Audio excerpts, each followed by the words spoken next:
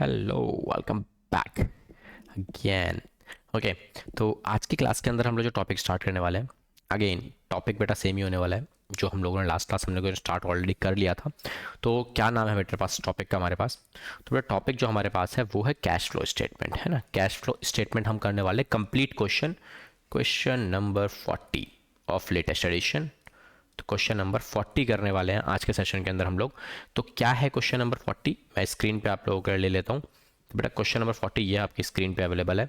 तो ये हम क्वेश्चन करने वाले हैं आज के लेक्चर के अंदर, और इस क्वेश्चन को हम कंप्लीटली कवर अप करेंगे सब कुछ एक साथ। सॉरी 40 नहीं है बेटा, 41 नंबर है ये। ओके, तो क्वेश्चन नंबर 41 हम लोग आज कवर करेंगे। आपने सब कुछ आप लोगों की स्क्रीन पे अवेलेबल होगा। तो कैसे करने वाले हैं, क्या करने वाले हैं, डिटेल में हम हर एक चीज़ को कवर अप करेंगे इन अवर टुडेज लेक्चर। ठीक है, तो देखो बच्चों, सबसे पहला काम, अपने पास जो भी सॉल्यूशन करना है उसका स्टेटमेंट बना लो, फॉर्मेट बना लो एक तरीके से। तो किसके लिए काम कर रहे हो आप? यहाँ लिखा हुआ है बैलेंस शीट ऑफ किसकी? Bright limited.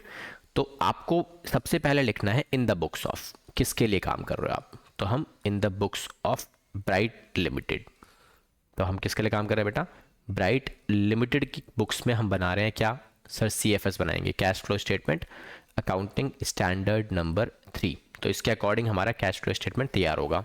ठीक है, कैसे बनाना है, क्या करना है वो देख लो एक बार बेटा। ये सिंपल सा फॉर्मेट, ये हमारे पास लाइंस ड्रॉ हो जाती हैं। तो हमारी लाइंस है सीधी सीधी। अब क्या करना है इसके बाद अगला स्टेप, तो ये हमारे लाइंस को थोड़ा सा मैं एडजस्ट करके आपके लिए ड्रॉ करने वाला हूँ। ठीक है, तो एक लाइन और आपको जो यहाँ से आपको यूज़ करनी है, तो एक लाइन हमारे पास ये हो जाती है कंप्लीट लाइन। फिर उसके बाद एक और लाइन, ये हमारे पास दो लाइंस ड्रॉ हो गई हैं कंप्लीटली। एट द एंड हम लोग क्या करेंगे, अब इसी के अकॉर्डिंगली हम लोग सारी चीज़ें करने वाले हैं। ठीक है, तो क्या करोगे आप? देखो, सबसे पहला स्टेप जो आपको करना है वो आपको यूज़ करनी है चीज़ें। ठीक है, कैसे स्टार्ट करेंगे, क्या करना है क्या नहीं करना, तो वो आपको प्रॉपर तरीके से लिखना पड़ेगा। आपको फॉर्मेट डिज़ाइन करने हैं। तो फॉर्मेट हमारा ऑलरेडी हमने बना ही लिया है, तो वहाँ तो कोई दिक्कत वाली बात है नहीं।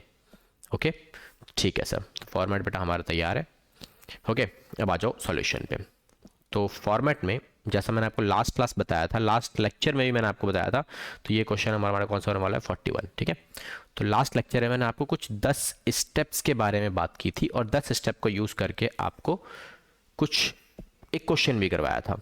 हम उन्हीं स्टेप्स को दोबारा से यूज़ करने वाले हैं, बिकॉज एग्जैक्टली देखो कुछ है ही नहीं करने के लिए। केवल और केवल वो 10 स्टेप आप प्रॉपरली फॉलो करो और आपका पूरा का पूरा सॉल्यूशन वहीं से निकल के आ जाएगा। आपको ज़्यादा टेंशन लेने की ज़रूरत ही नहीं है यार। वो 17 साल से मैंने जब पढ़ाना स्टार्ट किया है, उन 17 सालों का निचोड़ है वो आपके 10 स्टेप्स। आप वही यूज़ करो, आपका पूरा सॉल्यूशन बड़े प्यार से निकल के आएगा। ठीक है, तो क्या करना है सबसे पहली चीज़? ठीक है, मैं स्टेप्स आपके लिए सारे स्क्रीन पे ले लेता हूँ ताकि आपको वो स्टेप्स बार बार नज़र आते रहें और आपको समझ में आता रहे भाई एग्जैक्टली है क्या। ठीक है, तो देखो ये हमारे स्टेप्स हैं। तो जैसा पिछले क्लास में मैंने ये स्टेप्स आपको यूज़ करके क्वेश्चंस करवाया था, अभी भी हम ये स्टेप्स ही यूज़ करने वाले हैं अपने सॉल्यूशंस के लिए। ठीक है बेटा, तो यही हम लोग स्टेप्स यूज़ करने वाले हैं और इसी को फॉलो करके हम अपना पूरा क्वेश्चन सॉल्व करने वाले हैं। ठीक है, तो स्टेप्स आपकी स्क्रीन पे अवेलेबल है। तो जैसा कि पहला स्टेप क्या लिखा है देख लो एक बार आप। सबसे पहला स्टेप, ब्लैंक फॉर्मेट तैयार करो। तो ठीक है जी, कर लेते हैं ब्लैंक फॉर्मेट तैयार। और ब्लैंक फॉर्मेट हमने ऑलरेडी तैयार कर ही लिया है। ठीक है, कैसे पता? देखो यार एक बार, थोड़ी तबीयत खराब है यार। देखो क्या लिखा है। जब हमारा ब्लैंक फॉर्मेट तैयार है, हमें क्या लिखना होता है? सबसे पहले हमें निकालना होता है cash flow from operating activities. अब इसके लिए कितनी लाइंस के लिए मैंने आपको बताया था? आपको मैंने लाइंस बताई थी, टोटल कितनी लाइंस बताई थी मैंने आपको? तरीका बताया था ना ब्लैंक फॉर्मेट में, कितनी? 12, 6 और 6। तो इतनी लाइंस आपको यूज़ करनी है अपने फॉर्मेट के लिए। तो सबसे पहले यहाँ से लेके यहाँ तक हम थोड़ा सा जगह यूज़ कर लेते हैं। फिर सेकंड जो आप यूज़ करोगे, cash flow from investing activity. अब इन्वेस्टिंग के लिए क्या करना है बेटा? ये वाला सेगमेंट जो है ना, ये वाला, बस इतने सेगमेंट को यूज़ करो आप बस। और इसमें कितनी आइटम है उसका मल्टीप्लाई बाय 2 करो, लाइन ड्रॉप कर दो। नोट नंबर 2 दिया हुआ, तो नोट नंबर 2 में कितनी आइटम बेटा? 1 2 3, 3 आइटम गिवन है मुझे, जिसमें लैंड कितना है? 1 2, और मशीनरी कितना है? मशीनरी एक गिवन है, जिसमें डेप्रिसिएशन भी गिवन है अलग से। तो 3 आइटम है ना, तो 3 इंटू में 2 मतलब 6 लाइन। तो यहाँ से आप 6 लाइन्स का ड्रॉप करो और सीधा आ जाओ। सीधा कहाँ पे बेटा? यहाँ पे cash flow from financing activities. अब फाइनेंसिंग एक्टिविटी कहाँ मिलती है बेटा? तो फाइनेंसिंग एक्टिविटी में एक ये आता है आपका शेयर कैपिटल, और एक ये आता है आपका, और कुछ नहीं आता। और अगर यहाँ पे आपने शॉर्ट टर्म में कोई लोन वगैरह ले रखा है तो वो भी आ जाए। कर्जा आता है बेसिकली फाइनेंसिंग में। क्या आता है बेटा? सिंपल सा कर्जा। अब कर्जा छोटा हो चाहे बड़ा हो, सब इसी में आएगा। तो देखो ये एक यहाँ पर भी एक कर्जा है मेरा, कितनी आइटम है इसके अंदर, share capital, short term borrowings और एक ये छोटा कर्जा। कितनी लाइनें होगा बेटा, 3 लाइनें, 3 इंटू 3 6, हाँ ठीक है, 3 इंटू 2 6 लाइनें यहाँ पे ड्रॉप करो, फिर आपका खत्म। बस वैसे इसकी बात कोई दिक्कत ही नहीं है, तो यहाँ से कंप्लीट आप ऐसे ड्रॉप कर सकते हो, ठीक है। उसके बाद आपका सारा काम खत्म हो जाएगा, आपको कोई प्रॉब्लम वहाँ पे देखने को नहीं मिलेगी।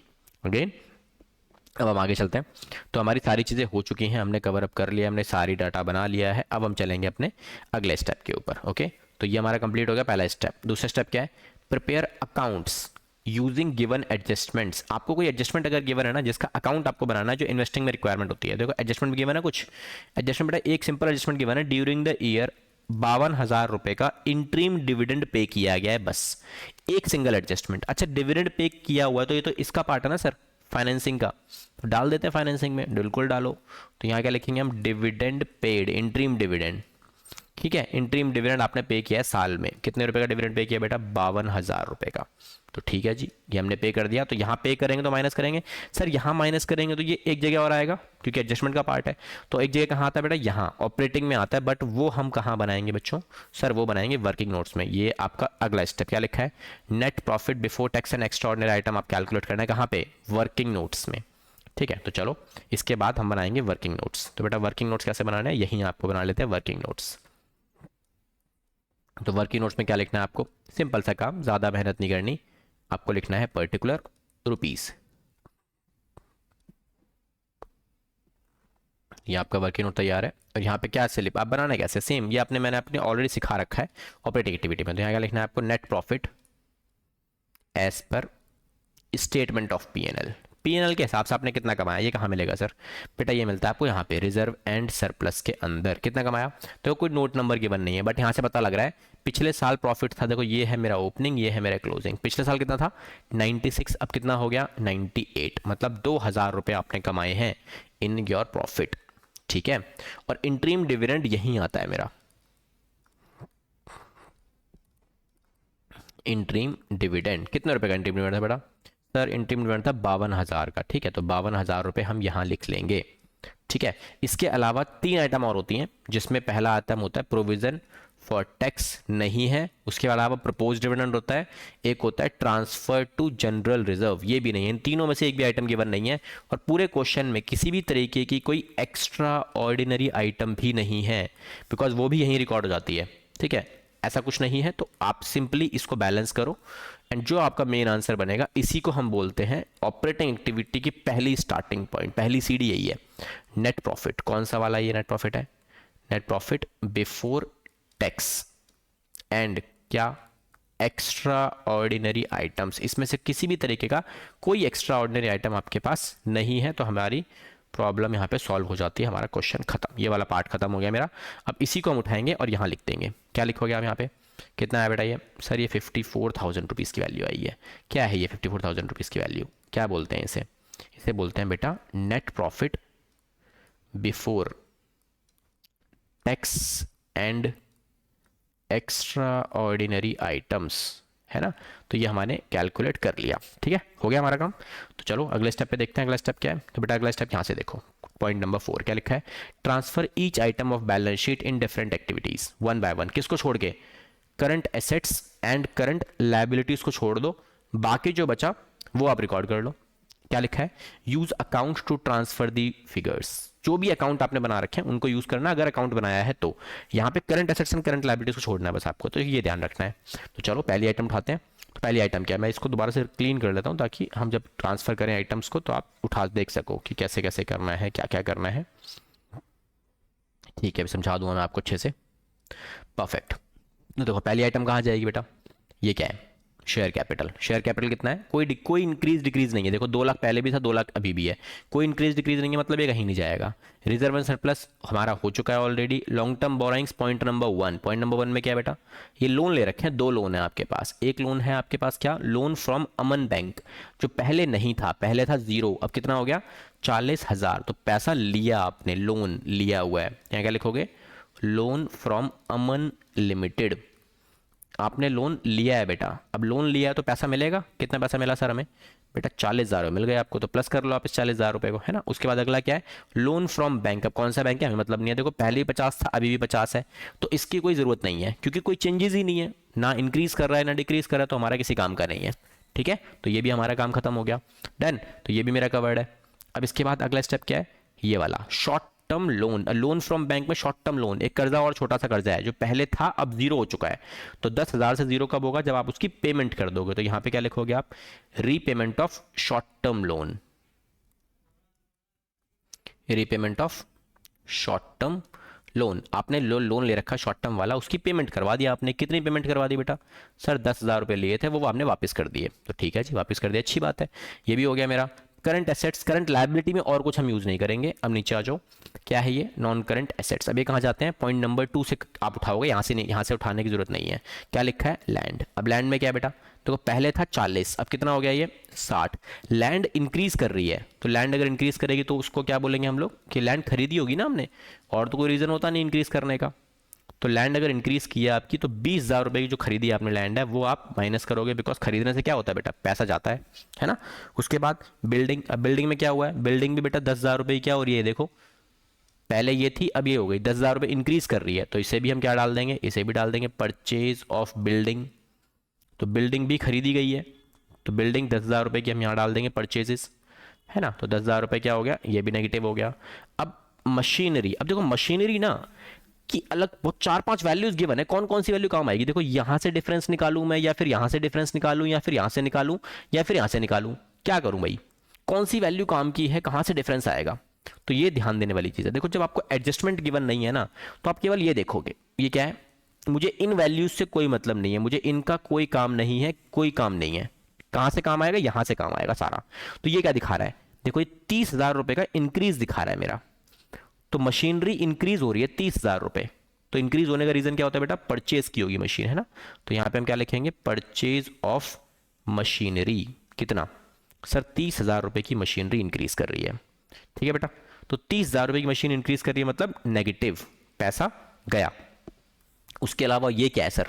बेटा ये आपका दिखाता है डेप्रीशिएशन।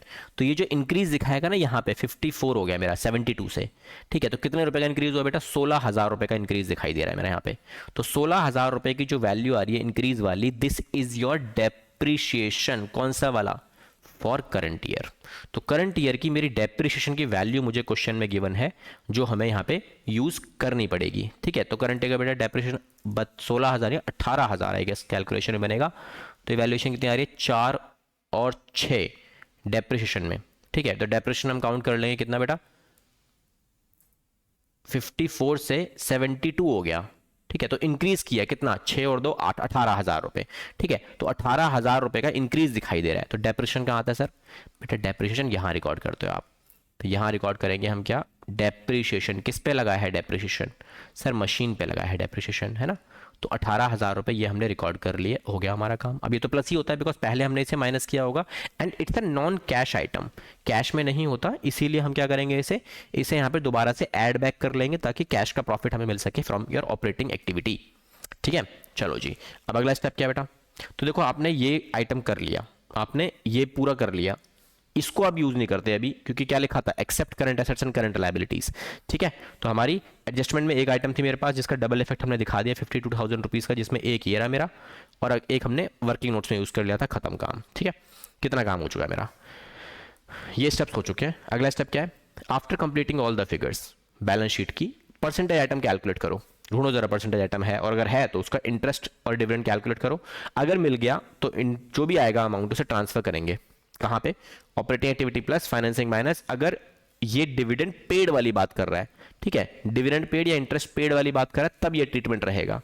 अगर रिसीव्ड वाली बात कर रहा है तब उल्टा हो जाता है, मतलब रिसीव्ड, ये मैंने लास्ट वीडियो में भी आपको बताया था, डिविडेंड रिसीव्ड या फिर इंटरेस्ट रिसीव्ड अगर मेरे को मिलता है तो उसका ट्रीटमेंट बदल जाता है, क्योंकि ये दोनों चीजें किसका पार्ट है बेटा? इन्वेस्टिंग का पार्ट है, जहां पे प्लस होना चाहिए।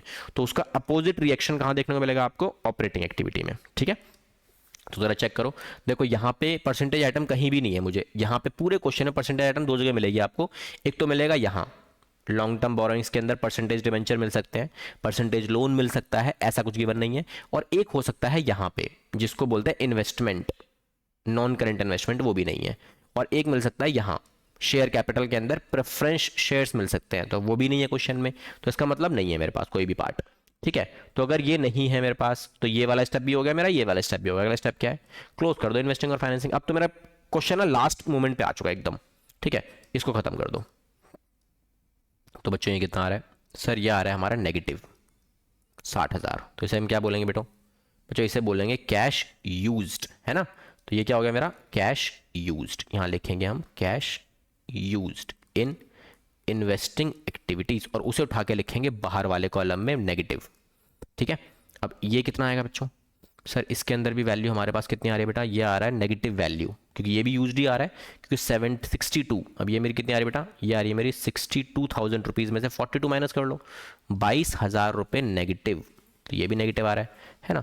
तो नेगेटिव आ रहा है मतलब इसे हम यूज़ करेंगे किस नाम से, क्या लिखोगे इसे आप, cash used in financing activity, है ना। क्या लिखोगे आप यहाँ पे, फाइनेंसिंग एक्टिविटी। तो ये भी यूज हो गया, इसे भी उठा के बाहर लिख लो, 22,000 रुपये नेगेटिव।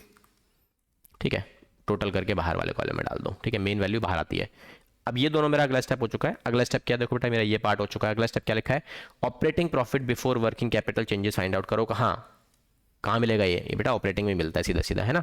तो चलो करते हैं operating profit before working capital changes find out. तो यहाँ लिखो, ये हमारा यहाँ पे आ जाएगा, कितनी आएगी वैल्यू बेटा, ये आएगी 72,000 रुपीज़ की आएगी सर, है ना। इसे क्या लिखेंगे हम, इसे लिखेंगे operating profit before working capital changes, यही तो था हमारा काम। तो यहाँ लिखो operating profit before working capital changes. ठीक है, ओके, तो ये स्टेप भी हो गया मेरा। अगला स्टेप क्या बेटा, transfer current assets and current liabilities in operating activity और फाइंड आउट करो कैश जनरेटेड फ्रॉम ऑपरेशंस। तो चलो करते हैं। तो जो चीज़ छोड़ दी थी ना, बस आपको वही रिकॉर्ड करनी है। मैं इसको दोबारा से थोड़ा सा क्लीन कर लेता हूँ ताकि ये भी थोड़ा समझ में आना है, आपको आराम से आ जाए।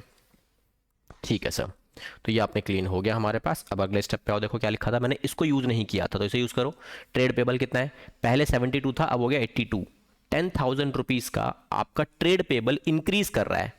इंक्रीज करने से क्या होता है कि आपने सामान खरीद लिया बट पैसे नहीं दिए, तो पैसा बच गया, मतलब सेविंग हो गई तुम्हारी करंट ईयर में कैश के फॉर्म में अगर देखा जाए तो, है ना। क्योंकि पैसा सामान तो ले लिया आपने, पैसे नहीं दिए लेकिन, तो ये आपका क्या हो गया, प्लस कर देंगे इसे। ठीक है, अगला इन्वेंट्री। अब देखो इन्वेंट्री में क्या हो रहा है सर, ये इन्वेंट्री कम हो रही है मेरी, 50 थी पहले, अब कितनी हो गई, 44 रह गई। तो मतलब 6,000 रुपये की इन्वेंट्री कम हो गई। इन्वेंट्री कम होने से क्या होता है सर, इन्वेंट्री कम होने से पैसे आते हैं। क्यों आते हैं, बिकॉज सेल होती है ना। तो इन्वेंट्रीज अगर कम हो रही है मतलब आपने इन्वेंट्रीज को सेल कर दिया, सेल कर दिया तो पैसा मिला होगा, तो पैसा मिलेगा तो प्लस करेंगे, है ना। ट्रेड रिसीवेबल, इसमें बताओ क्या हुआ, देखो पहले थे 70, अब कितने हो गए, ये 76,800 रुपीज़। तो ये वैल्यू बढ़ गई मेरी।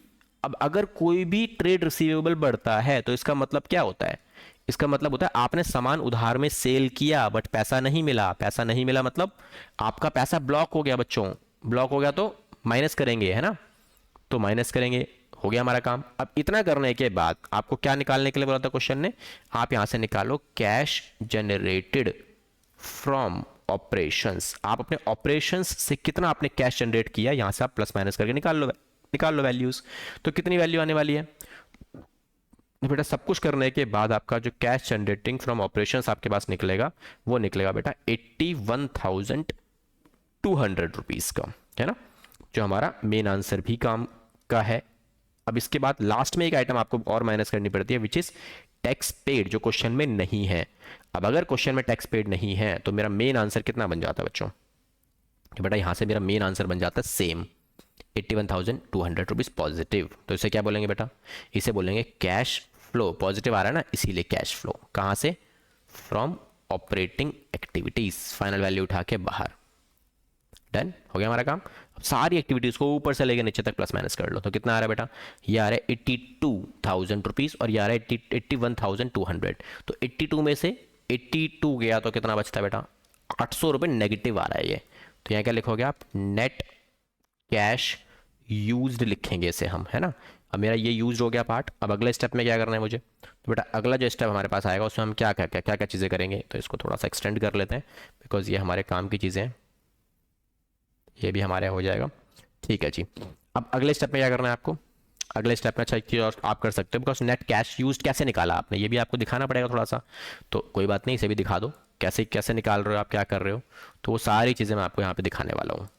देखो आप इसे लिख सकते हो यहाँ पे, नेट कैश यूज्ड कैसे निकाला आपने।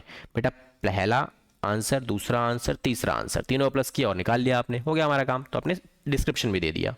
अब इसके बाद अगला जो स्टेप होता है मेरा वो होता है ओपनिंग का कैश एंड कैश इक्विवेलेंट यहाँ पे मुझे प्लस करना है। कितना है opening cash and cash equivalent, देखो यहाँ दिया हुआ है आपको साफ साफ, कितना दिया हुआ बेटा, देखो यहाँ पे आप चेक कर सकते हो, ये लिखा हुआ है कैश एंड कैश इक्विवेलेंट कितना है, 8,000 पहले था, अब कितना हो गया 7,200 हो गया। तो जैसे आप इसमें 8,000 ऐड करोगे तो ऊपर वाली वैल्यू तो बेटा नेगेटिव की है, तो 8,000 में से माइनस करके वैल्यू कितनी आती है 7,200, जो exactly closing cash and cash equivalent के बराबर है, विच शोज कि आपका आंसर सही है। ठीक है, तो ये हमारा कंप्लीट सॉल्यूशन कवर। तो इसके साथ हमारा आज का लेक्चर भी खत्म हो चुका है, बिकॉज इसके अलावा और कुछ हमारे पास करने के लिए है नहीं अब। ओके,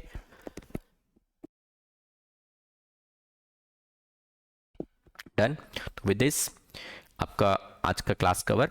नेक्स्ट क्लास में हम कुछ और क्वेश्चंस करेंगे जहां पर मैं आपको एडजस्टमेंट वाले क्वेश्चंस भी कवर करना सिखा दूंगा कि एडजस्टमेंट वाले क्वेश्चंस को कैसे कवर करना है, क्या करना है इन क्वेश्चंस के साथ आपको। ठीक है, तो वो वाली चीज़ें भी मैं आपको समझा दूंगा कि कैसे करेंगे। ठीक है बेटा, तो वो सारी चीज़ें भी आपके पास हो जाएंगी, क्या करना है कैसे करेंगे वो सब कुछ आपको समझ में आ जाएगा। ठीक है, तो मिलेंगे अपना नेक्स्ट लेक्चर के अंदर जहाँ पर हम सीखेंगे कुछ नई चीज़ें, कुछ और अच्छे क्वेश्चंस को देखेंगे जहाँ पर एडजस्टमेंट्स भी आपको देखने को मिलेंगी कि अगर एडजस्टमेंट्स हर क्वेश्चन में होती हैं तो उन एडजस्टमेंट्स को हम कैसे कैसे डील करेंगे और क्या क्या सीखेंगे उन एडजस्टमेंट्स के अंदर। ठीक है बेटा, तो मिलेंगे अपना नेक्स्ट क्लास के अंदर with next some new questions. Okay, तब तक के लिए thank you so much and all the best.